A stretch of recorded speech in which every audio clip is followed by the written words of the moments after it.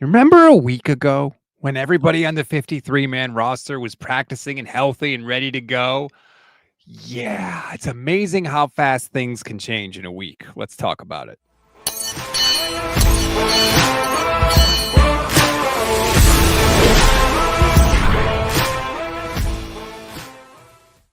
What is good, everybody? Welcome to another Gold Standard podcast, part of the Pro Football Insiders. I'm Rob Stats Guerrera alongside Levin Black. Levin, happy Wednesday. Yeah, I see you had to pull out the Woody shirt. Yep. I guess that's booked back in. Wore It's your been, what, 2 years? I shamed you into not wearing it anymore. I wore your favorite shirt just to see you smile. That's the kind of co-host I am. Yeah, I'm sure that's why. You get dressed with me in mind, I see. That's the only thing we have to smile about on today's show. We're going to talk about Brock Purdy's foot and toe, specifically what Kyle Shanahan said about it. George Kittle obviously is gone for the next month. Christian McCaffrey is back on the practice report. There's a whole lot going on in San Francisco right now. Most of it is, let's just say, a little scary. Yeah, it's not October yet. I know it's not even September 15th yet. You know, it's just we had that win on Sunday and I was so happy and so excited. And Brock Purdy was the hero ultimately, and Nick Bosa was the hero, and now it just feels so different halfway through this week. And it's very, very disheartening. It's very sad. It's very frustrating. Kyle Shanahan said today Brock Purdy is, quote, a long shot to play in week 2 against the Saints, and said it is possible that he has a multi-week injury, Levin. I don't know what you're sad about. Now we get to answer the question that everybody's wanted to know for 4 years. Can McCorkle thrive in a Shanahan offense? Oh, God. How could we? What is time a flat circle? Like, oh, God, I can't believe we're here. First of all, I'm sure it's not like this because I don't study other teams as closely as we study the 49ers, of course. But I feel like the 49ers are the kings of guy finishes the game, and the next day we find out he's out for multiple weeks. And we never see the guy get hurt during the game. Yet somehow he's out multiple weeks the next day. I think there's a reason for that. They hide the injuries. The NFL should have long time ago stepped in and handed Shanahan his ass because he's been caught lying multiple times. No bigger lie than last year saying, oh, it's a calf injury with McCaffrey for like 4 weeks before they finally admitted, never mind, it's Achilles tendonitis. Double Achilles tendonitis. Yeah. It's the reason we didn't know Purdy was hurt is because they hid it. Like, I know this because you told me right before we went on. Shanahan admitted that he knew Purdy was playing through some stuff on Sunday. It's like, okay, then why wasn't he on the injury report immediately following? Well, not only that, but he spoke, Brock did, after the game. They usually don't let you speak to the media if you are hurt. So, like, when I see the guys at the podium, I always get a little heartened, like, oh, Christian McCaffrey was there too. Great, so that's why. And look, maybe it got a lot worse after the game. I have no idea. I don't know. But it's just very upsetting because I can't believe I still have this. And I'm pretty sure it's up to date. The 49ers, since 2014, have only had 3 seasons where a quarterback has started a full season. 3 since 2014. So this isn't even a Shanahan thing. I see a comment in the chat about, oh, we'll never win a Super Bowl with this regime because of all the injuries. This predates Kyle Shanahan by 5 years, half a decade. How is it possible, Evan, that the 49ers have only had 3 years with a quarterback starting a full season since 2014? It's got to be Levi's. That's when it all started. I joke, but I do wonder if it coincides with the new practice field. I don't think it's Levi's Stadium because they haven't played a home game yet. How could it be Levi's Stadium in this case? I do wonder about the practice facility because they did get a practice facility, a new one. I don't remember. It was sometime right around then. I don't remember if it was right in 2014, if it was 2012, but it was sometime either 2014 or right before it. So I do wonder what kind of turf they have. What are they doing? Because like you said, this predates Shanahan. So there's something going on. All these injuries were happening before Shanahan. So what is it? That's the question that I think Jed York needs to get to the bottom of, is what can I do to change things even if I don't think it's the problem? What can I do to change it? I'm not saying he has to go change everything. It's not realistic for him to go spend $100 million taking a flyer on something when he doesn't think it's it. But there's got to be some things that he could change to say, let me look and see. Like let's just change this to change it and see if something changes. Because at this point, it's not the players that they go for, because it's a regime. Regime has changed what, 4 times Yeah. technically. I know a couple of those were 1-year wonders, but then they've also changed training staff 3 times. They're on the 3rd training staff in a decade. Mm-hmm. There's only one thing that's a constant, and that is where they practice and where they play. These aren't happening in home games exclusively, or overly happening in home games. I would say that actually a majority of the big injuries have happened on the road for the 49ers. So that to me points to the practice. And Johnny Dell had a long tweet earlier this week. I think he was feeling some of the frustration that we've all felt. And he talked about the injuries, and people said, well, the Niners keep drafting people that are injury prone. And he was like, no, they don't. And he listed all the people that they have brought in that had no history of injuries before the 49ers got there, and then acquired seemingly a long injury history after arriving in San Francisco. I can't find the tweet right now. Let me just tell you, it was extensive, and it was shocking when you see them all listed. Is like, what are we, like, there's some sort of bad juju or curse or something. It's, you can't put your finger on it. That's why I said I don't think that they're going to organically find the answer, because at this point they've tried things. They've changed training staffs, things like that. So just start trying other things you haven't tried before. I don't know what else you can do.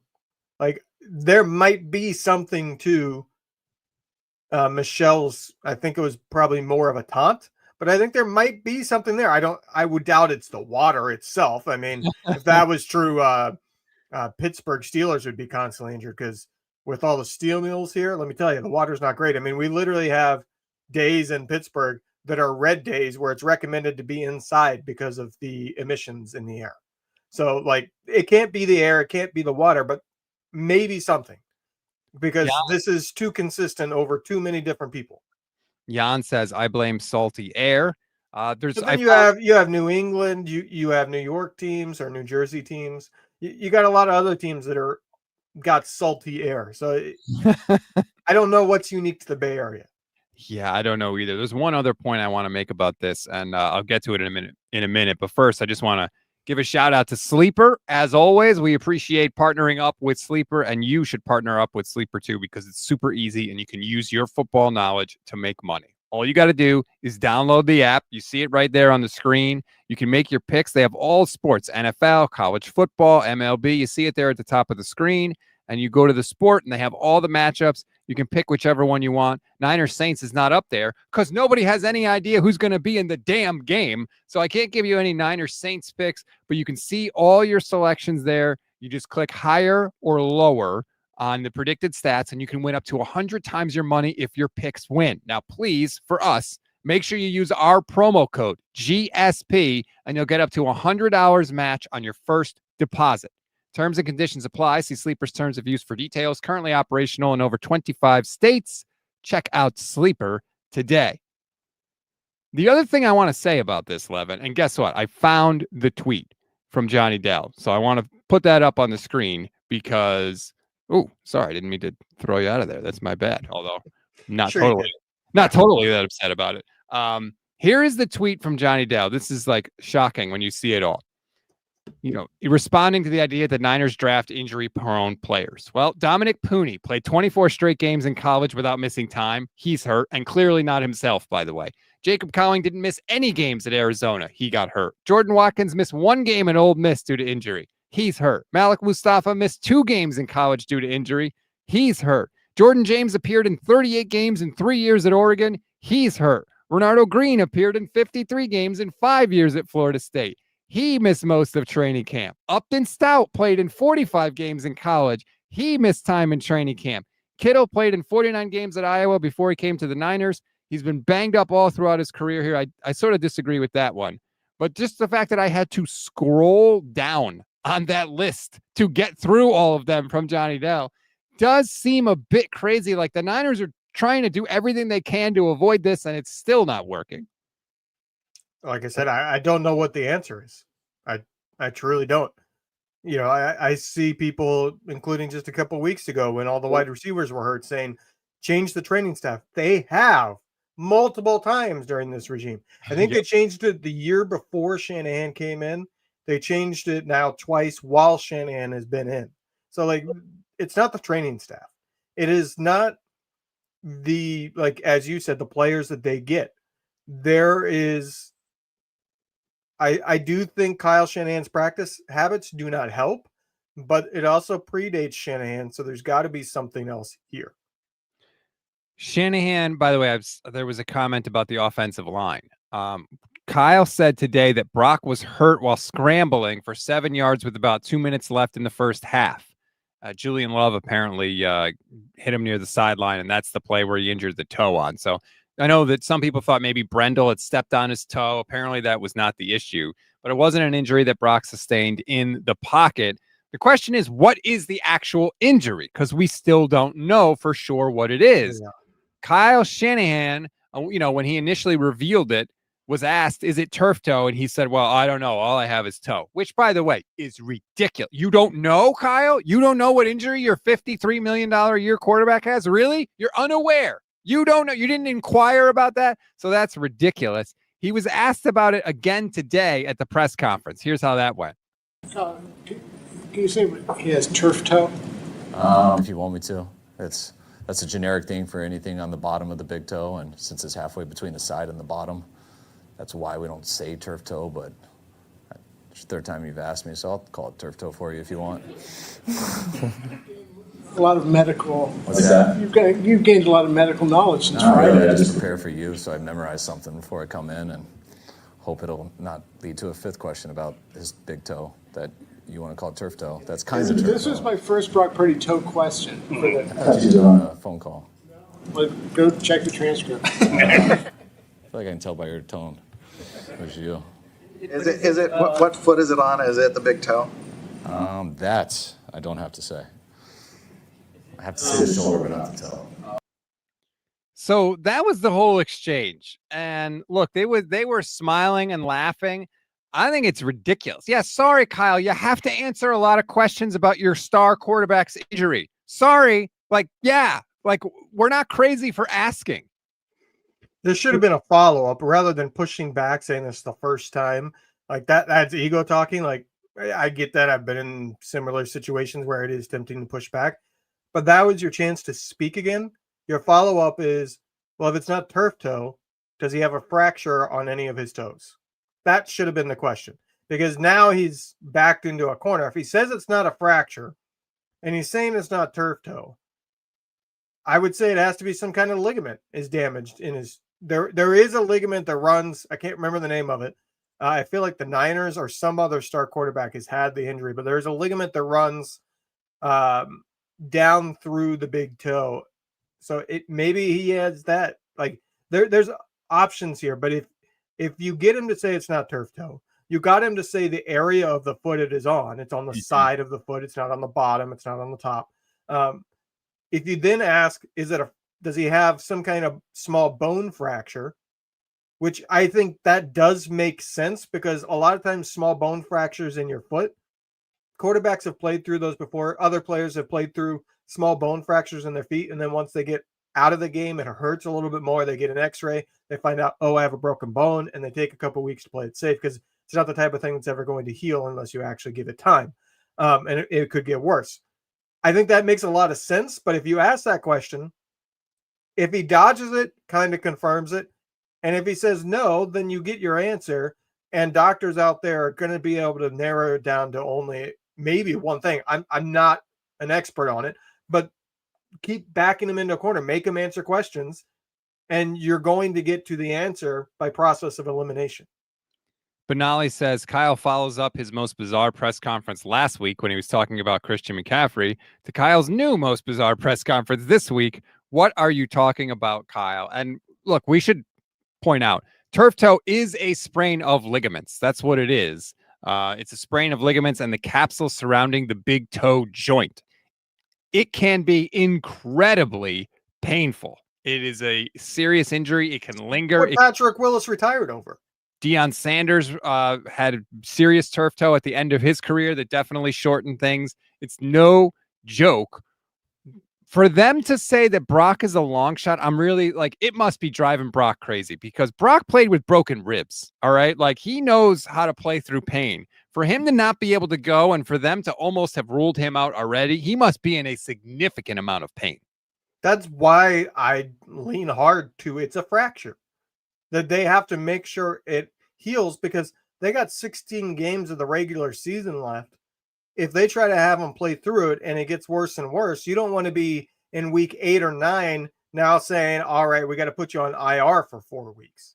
You know what I mean? Like you would rather get him rested now, get it healed now, so then you can find your rhythm earlier in the season rather than destroying everything in the middle of the season for rhythm and trying to pick it back up before you get to the playoffs in the second half or anything like that. I wonder how much them winning affects things too. Like, are they playing it safe? Is it something that if they had lost and now they're pressing and they need a win, Brock would be playing? Oh, is it the kind of thing where they're like, look, if we don't know how serious this is going to be, we don't know if you're going to aggravate it. Why don't we rest you on the turf game and then we'll try to have you gut it out against a division opponent in week 3? Because that's a real thing, right? That's why getting this win on Sunday was massive. You're 1-0. If you lose this week against the Saints, you're only 500. You know, you're not 0-2 staring down that, difficult road. You've got one division win already. I wonder if maybe that is part of it. And, Matt Barrows and Tim Kawakami talk about, oh, well, the turf, the guys get hurt on turf. It's like, yeah, I get that it's not as nice as grass, but other teams play all their home games on turf and don't have massive injuries like the 49ers. So let's not stop acting like the turf is actually, hitting them in the knee with a ball-peen hammer when they're asleep the week before the game. Like, that's not what is occurring. But it is interesting, and I do think that enters into the Niners thinking a little bit, Levin. I think they're like, hey, you know what? Let's rest it. He'll have another week to rest it, and then we can have him gut it out at home against the Cardinals. And if he needs to rest again against the Jags, maybe we do that. Then you got the Thursday night game. Because, like, you're right. The last thing you want is for him to try and gut it out against the Saints, a team that you have a shot to beat with your backup quarterback, right? If there was ever a team that you wanted to play with your backup quarterback, it would be the New Orleans Saints. So I understand if that's part of their thinking too. Yeah, it will be interesting to see how it progresses. I'm assuming he's not going to play this weekend. Does he continue to be hurt the following week? Does it become doubtful that he plays in week 3? Because I think at that point, you're going to have to force them to change things. You know what I mean? Like the NFL has to do something because they can't just sit here and keep saying, yeah, we don't know. Yeah, we don't know. I'm not sure what it is. Like either the NFL cares about this, which they've said they have in the past, and they've warned teams to start being truthful about injuries.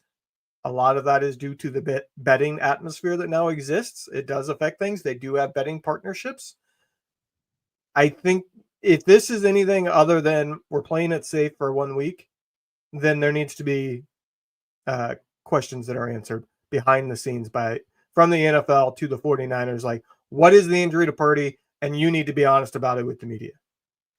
Kyle was asked if this could be a multi-week injury. He said, quote, it's possible. That was his entire response. He did not seem thrilled about that possibility.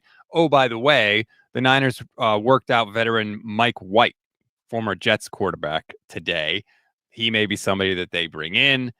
God, I can't believe we're going to be talking about this. I think Mike White also played in Miami, so he's familiar with the scheme from there.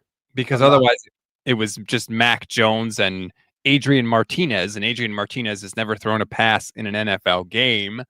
Oh, by the way, beyond Brock Purdy, Christian McCaffrey popped back up on the injury report with a calf/veteran rest day, so he didn't practice today. Trent is on the injury report with a vet day and a knee. Remember, he got banged up in week 1. Bosa didn't practice with a vet day. Yetur Gross-Matos has a knee. He didn't practice. Juwan Jennings also did not participate in practice. So this whole everybody's healthy thing lasted for about 15 seconds, and now we're back to the bad old days. It's very frustrating. Very, very sick of it, to be honest with you. I think everybody is, but like it's getting to the point of, all right, I don't know how much more of this I can take before I start to, switch off a little bit. How dare you? I know, but it's so obnoxious at this point. It's been so many years in a row. I am so sick of it. Yeah. At this point, I would rage quit. That's what I'm saying. Like, it's getting to that point of like, if there's another thing that drops that's a major injury, it's like you're getting to the point of like, yeah, rage quitting is a good way to put it. Like, you're getting to that point where you're just so frustrated, you say, F it. Right. Like if this happened in Madden, you'd be like, this game is broken. You would turn it off and you would reset it so that you can. Right. You were like, this is just not realistic. But here we are. Now, I will also ask you this. Jared says it's insanity at this point to expect a healthy team.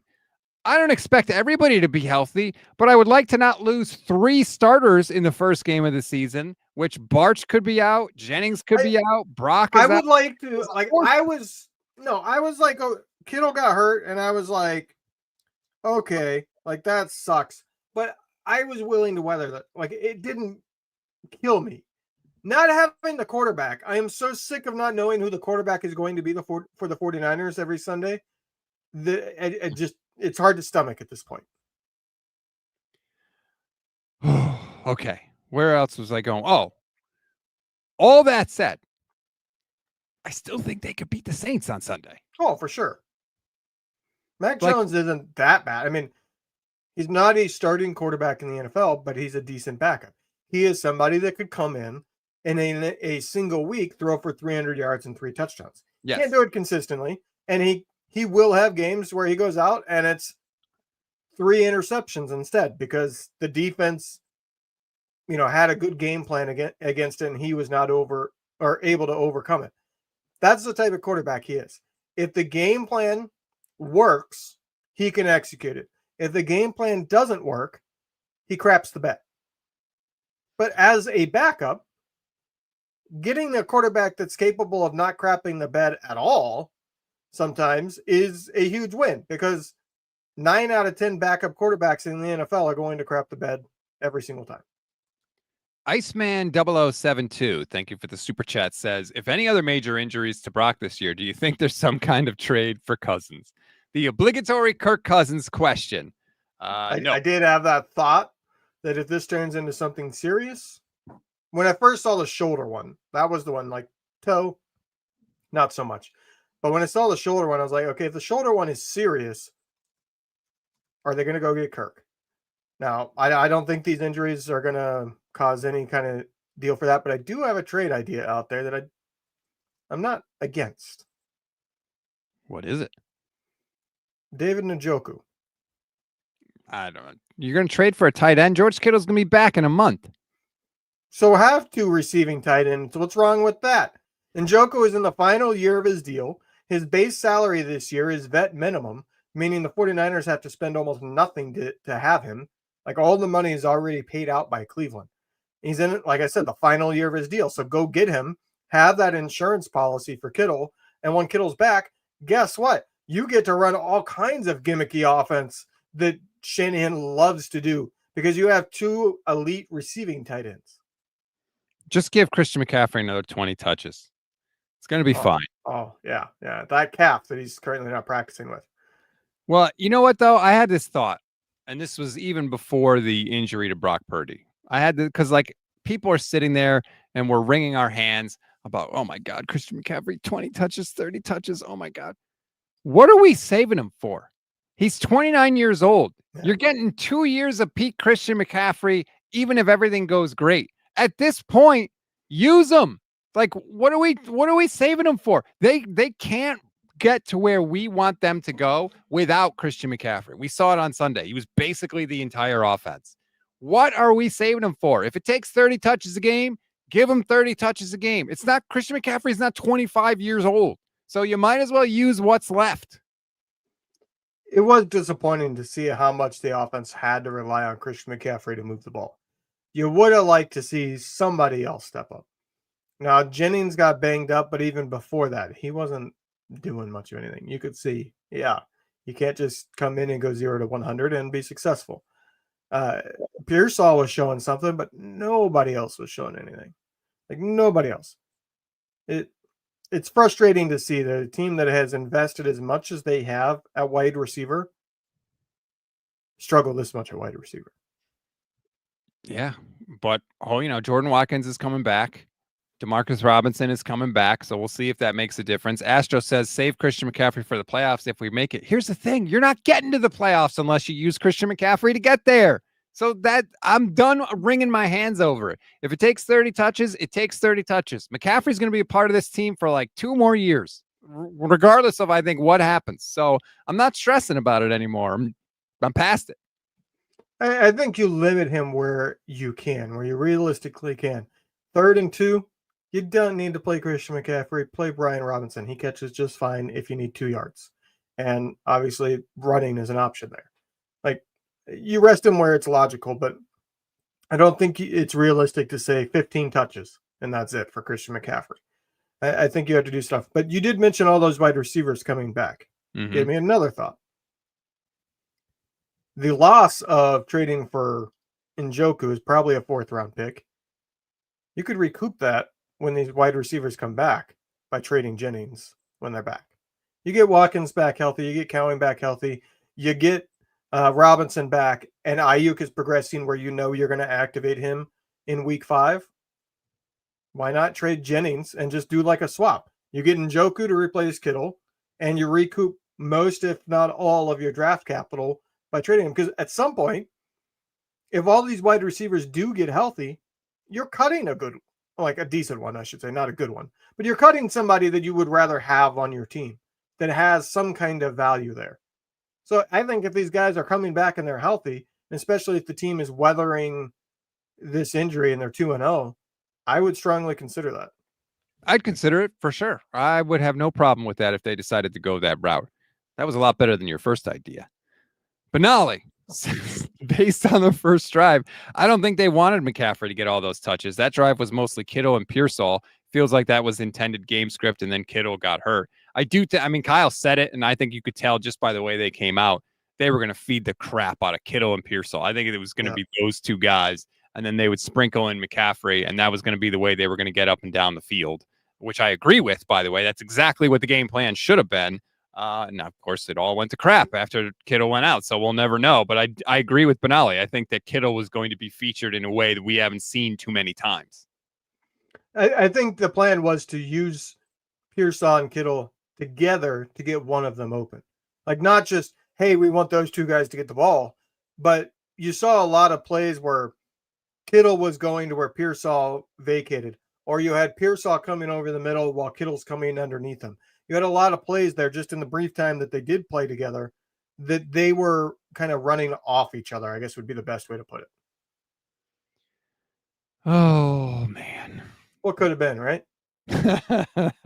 What could have been? That is what the 2020 49ers are. What could have been?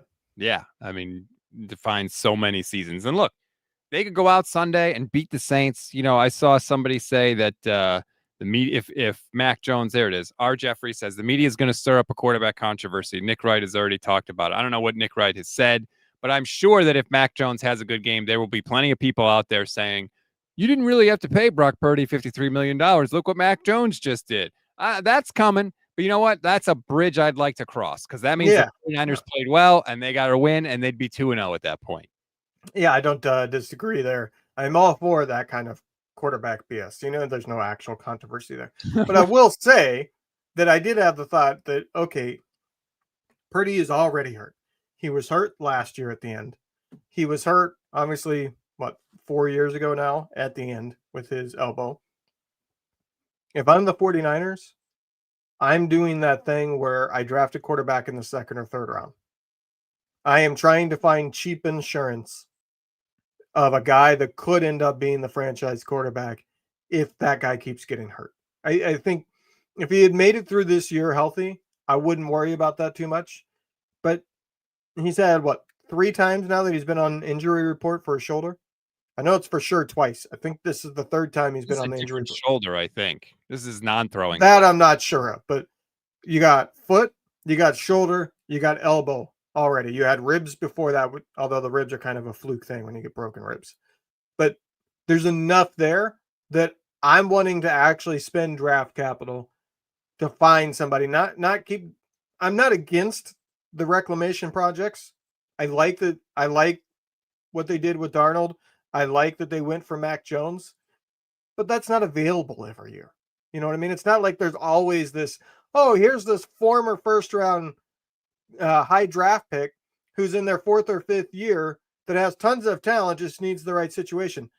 I know they've gotten it back-to-back times, but that's not always the case. There might be a high draft pick out there available, but either they're in year 5, 6, 7, or no, they were a guy that was drafted for potential and like none of that talent developed, and they don't have the like Darnold and Mac Jones were both guys. They have physical tools, but they always seemed like guys that mentally they were there and trying. You know what I mean? They could process somewhat well. It was when things break down, they crap the bed. But both of them have the same MO. They're good when it's a good play call. When it's not a good play call, they throw an interception because they can't stop themselves. That's a rare thing to be able to go get as the backup. So to me, I want to draft a guy somewhat high to have there to develop so that if Purdy does go down again, because you can't trust him at this point, they have somebody there that you're going, well, maybe this guy is a long-term answer if he plays well. Glass City says Brock's injury is rage-inducing. Stafford is 37, playing with a bad back, and Brock scrambles once and stubs his toe. I want to watch Brock, not Matt freaking Jones. Is Brock injury prone now?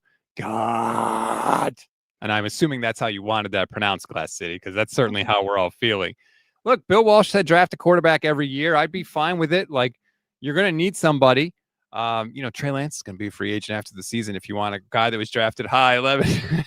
How funny would that be?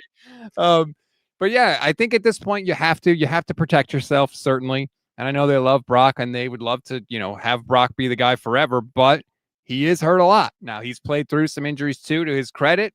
We'll see. Hasn't been officially ruled out this week. I guess it's possible he could play. I'm sure he's probably going to push to play. We'll ultimately see. But if this is just a 1 week thing, I'm not totally worried about it. If it becomes a multi-week thing, yeah, that's a little scarier. And obviously had a major injury to his throwing arm. He also had the concussion. Let's not forget about that. He was concussed on a quarterback sneak. He's been banged up a lot. It happens. It's unfortunate. Some quarterbacks like seemingly play through everything. Like Stafford is ridiculous. Literally threw a game-winning 2-point conversion pass with a separated shoulder, which will never not impress me. I'm sure Brock is frustrated by it too. Yeah, it's very frustrating. I do think, if he's ruled back by, when we do the show next week and we know he's playing week 3, right? This has probably become something that we forget about by season end if he ends up being healthy the rest of the year. It's the question of if not.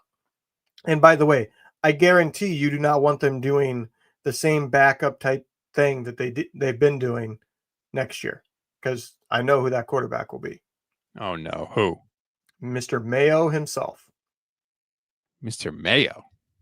Will Levis, who puts mayonnaise in his coffee. Oh, God. It better not be, man.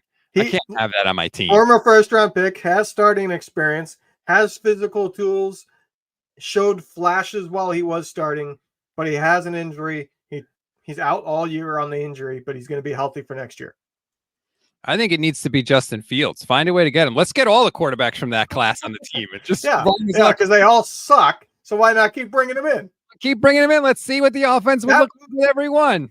I truly think that quarterback class is going to prove out to be the most overhyped quarterback class of all time, because it was considered a really good quarterback class. You had 4 go in the top 10? Yeah, you had Trevor, Zach, Trey, and Justin Fields was 11. Oh, okay. And then you had Jones right after that. Mac Jones is 15, yeah. 15, yeah. So 5 in the top 15. And the best of them is probably Justin Fields, who's on his third team already. Trevor Lawrence is kind of in the conversation too, but they're both like, yeah, you're good enough to start in this league, but nobody wants you if they're trying to contend. I wouldn't want either one, to be honest. Exactly. That's what I'm saying. Like, Yeah. that was a hyped up draft class, and they all suck. And Benali points out that Mac is on a 2-year deal, so he'll That's be great. I did forget about that. Benali's smarter than me. Look at that. Well, that's a low bar. I don't want to insult Benali. She's very smart, but being smarter than you is, Why didn't you correct me? I didn't know. Ah. Yeah, I don't know everything. I'm not an all-knowing genius. I never claimed to be. She's smarter than you then. We have very smart listeners here. See? Yeah, oh, We definitely. may not be able to educate you, but if you listen to us, we will put the comments up on the screen that will educate you. We'll get you what you need to know, whether it's from us or somebody else.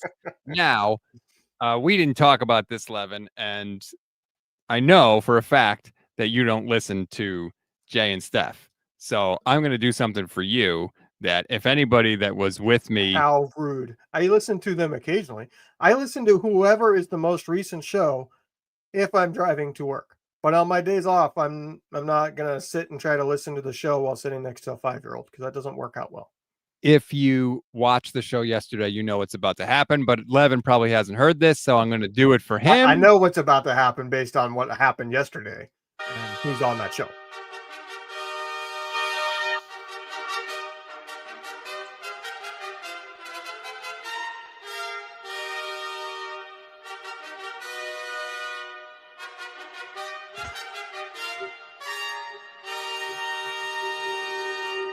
Kicker unemployed. Eddy Pi&ntilde is in practice. Jake Moody was waived. Ooh, sorry. You want to do it again, huh? I didn't mean to start that back up. Jake Moody was waived. He was not claimed by any team. Surprise, surprise. He's officially a free agent. But Moody gone, Levin. And I swear to God, I literally feel better about their chances of beating the Saints, particularly with Mac Jones, now that Jake Moody is not the kicker. This could be a game where the Niners have to kick 5 field goals. Pinero's not a bad kicker. Right. He's also not a great kicker, but they needed something. They had to move on. They couldn't keep going. I think that's basically how Kyle put it. And I don't disagree with Kyle that there is a chance Jake Moody gets some other opportunity out there and turns into a Pro Bowl level kicker. Yes. Because that is the norm for kickers. That is what normally happens. The first place a kicker goes, they suck. They get cut after 1 to 3 years, and then they figure it out. They make some adjustments, and they get a mental reset, and suddenly they're really, really good. Like, that's what happens a lot of places. Like, for instance, Daniel Carlson. He's been kicking for the Vegas Raiders for 5-6 years now. He bombed out in Minnesota. He was drafted, and then he bombed out. He missed something like 8 kicks in 3 weeks or something. He was immediately claimed by the Raiders. And like I said, he's gotten multiple contracts now and stuck around with the Raiders. Yep. And I think he has made a Pro Bowl. It absolutely could happen where he ends up being a good kicker. It just never was going to happen in San Francisco. Like I said, Eddy Pi&ntilde was in practice today. He apparently spoke at his locker. Let's hear what Eddy had to say. Yeah, it's good. It's positive. And at the end of the day, you just got to make kicks. And I know if I don't make kicks, I'll be out of here. So got to make kicks. Yeah, that's it. If I don't make kicks, I'll be out of here. I said it when the news broke. I'll say it again. It's better to give 20 different people a chance than it is to give the wrong person 20 chances. It's just like dating, okay? If Pi&ntilde can't make his kicks, get him out and get somebody else in. So I'm here for it. I am here. I am ready to have somebody else other than number 4 kick the ball. And he doesn't need to be the best kicker. Just be steady Eddy Pi&ntilde. That's fine. And we'll be way better than we were.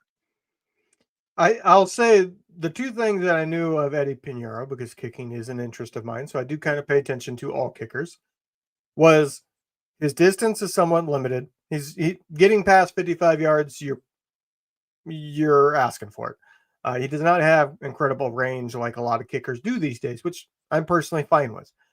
And despite making, I think it's 88% in his career, he has a lot of kicks that are like his kicks kind of curve. Put it that way.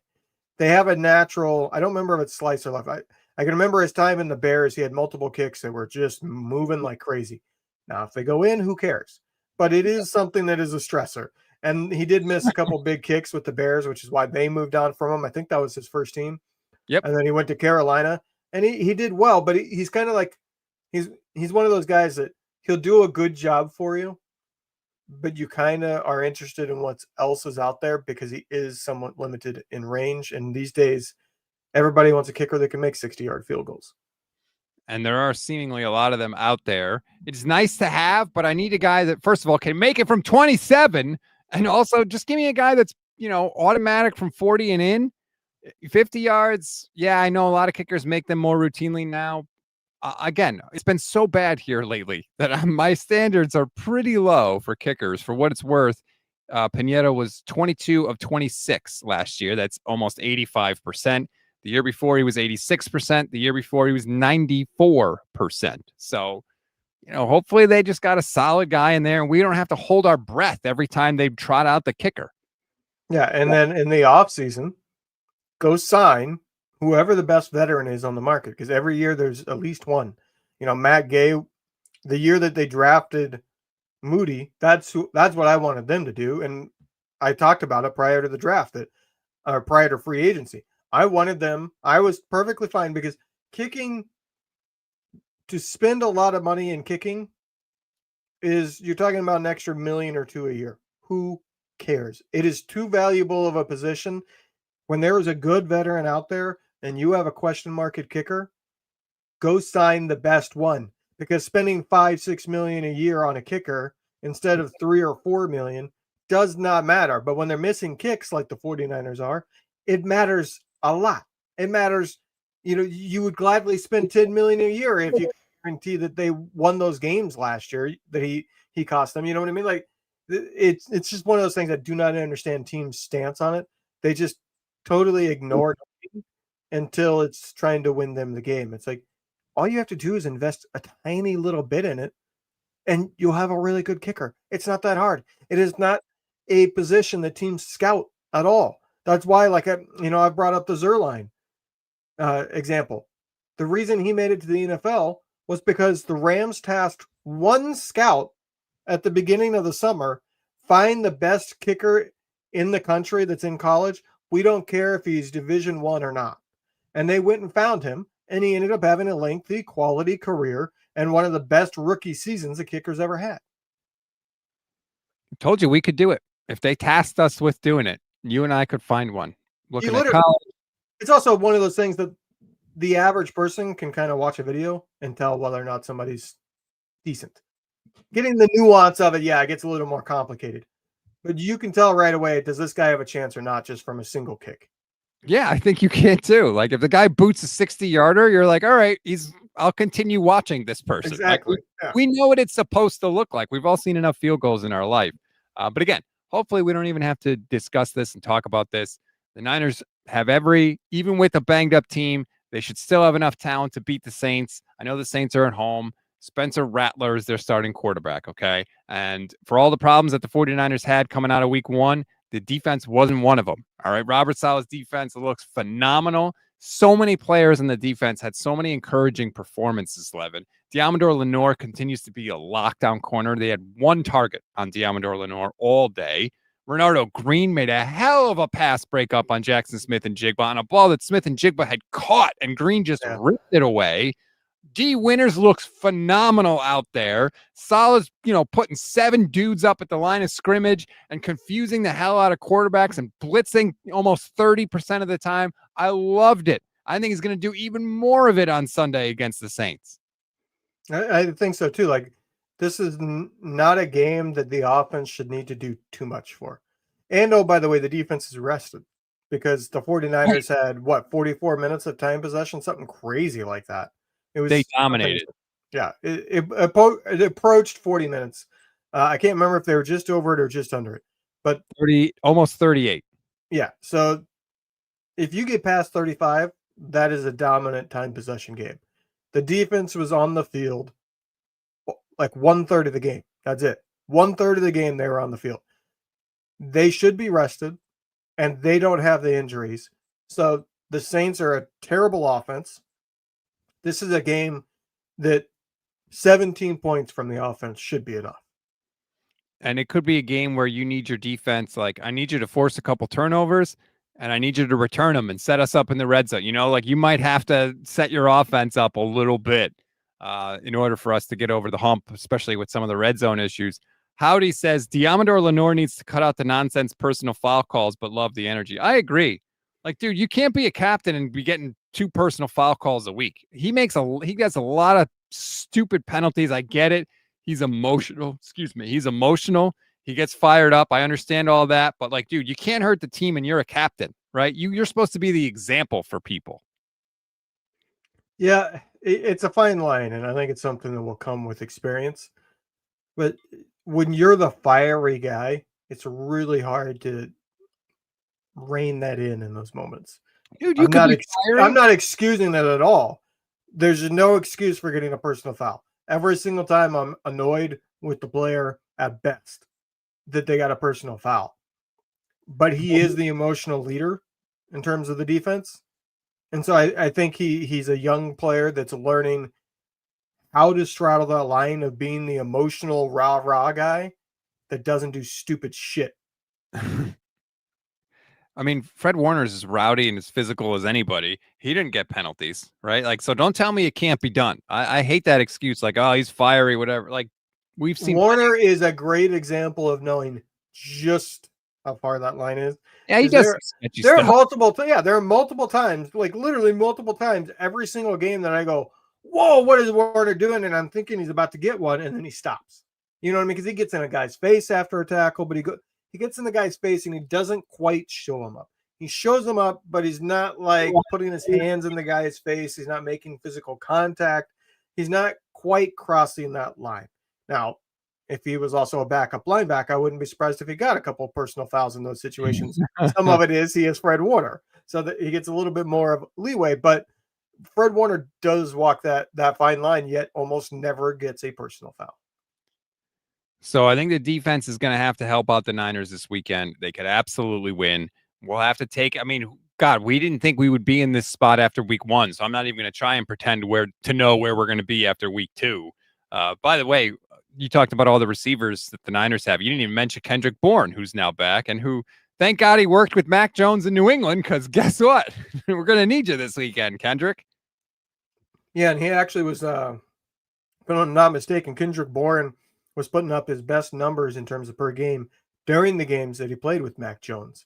That was the streak where Kendrick Bourne had like 3 or 4 games in a row that he put up some numbers. He was their leading receiver, and people thought he was about to have a 1,000-yard season, and then he got hurt that year. That might have been Mac's rookie year or his second year. I don't remember which. We're going to need somebody, man. Now you're making me look up Kendrick Bourne game logs. Oh, man. This is not a place I wanted to be. He had former 49ers leading receiver on a season. Man, what does that tell you about the receivers we've had? So I'm not seeing a lot of. I'm seeing 100-yard game from Kendrick Bourne against Cincinnati in 2022 on Christmas Eve. 6 catches for 100 yards and a touchdown. But he did not have the kind of streak that you are talking about with multiple 100-yard games. So as usual, you are a lying liar on the show. And did I say multiple? I said he had a 100-yard game and he was looking like a guy going for 1,000 yards. Which thought you said multiple. Maybe I did. Maybe I misspoke.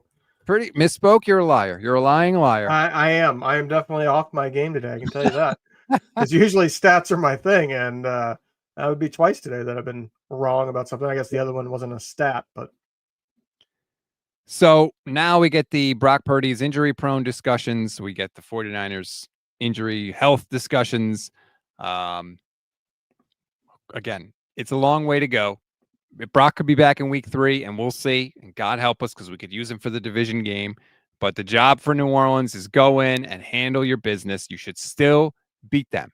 You know, in a way, I almost wonder if maybe the Mac Jones thing will help the 49ers cut down on turnovers. Because where Brock gets in trouble with turnovers is when he tries to play hero ball and do a little too much.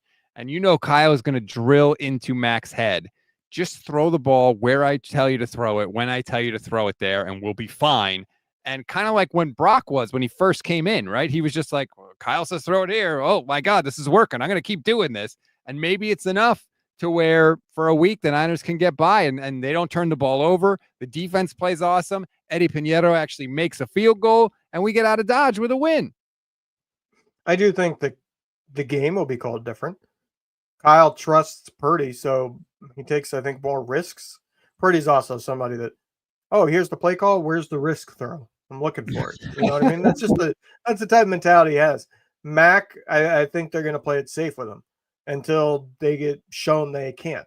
You know what I mean? Like, I think they're going to look at it and say, look, the Saints aren't that good. We're not sitting there saying we're going to take it easy. It's certainly not how he's going to phrase it to the players. Yeah. But I think it's going to be a heavy run game idea, and it's going to be a lot of like play action off that run game. It's going to be run first so that the passing lane's open. Whereas this last week, they clearly came out saying, we're going to pass. Yep. So then we have the running lanes. And it worked too, damn it. Best laid plans. You know, it's so funny. We always talk about, oh, Kyle Shanahan, look how much he's aged. Look how much he's aged. Well, stuff like this is why. Oh, well. All right. That's going to do it for this edition of the show. Thank you, everybody, for watching. Like this video. Subscribe to the channel. If this is your first time watching, thank you so much. We're live every single weekday. Please come back. I promise you, you will like what you see. We will earn your time. We appreciate everybody watching.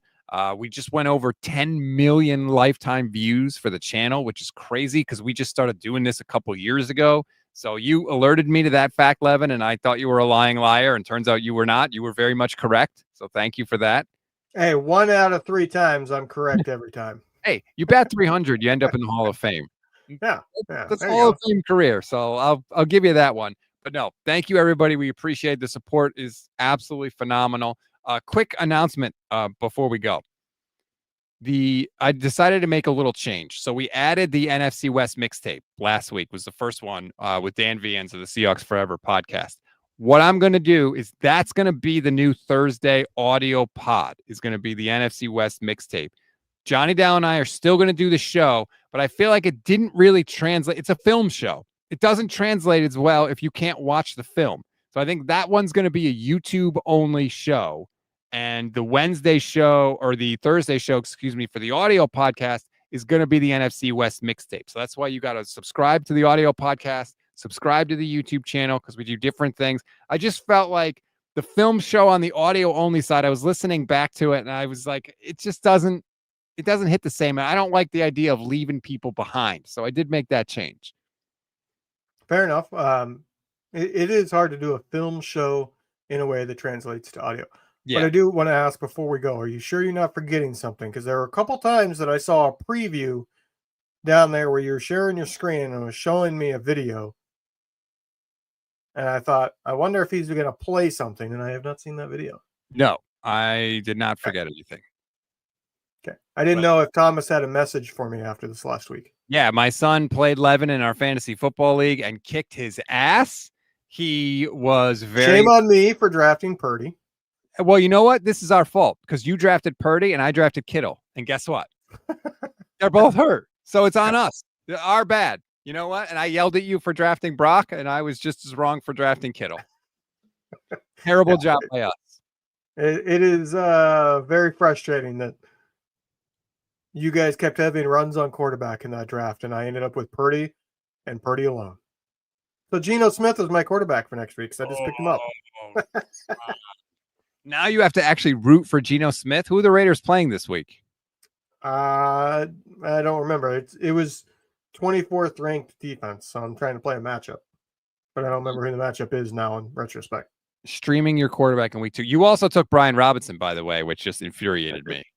Yeah, I sure did. Stop taking 49ers. Well, I didn't have any of